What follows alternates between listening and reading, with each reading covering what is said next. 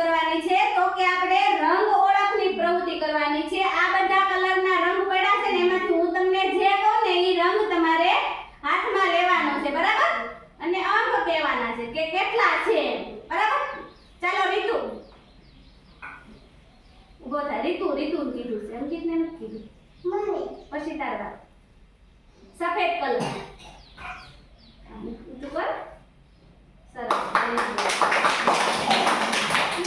હાલો સુવારી અંકિત સફેદ સરસ હાલો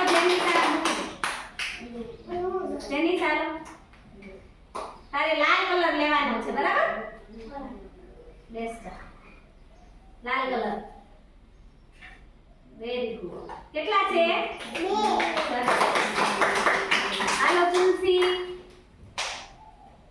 તારે પીળો કલર લેવાનો છે કેટલા છે ગણો 1 અને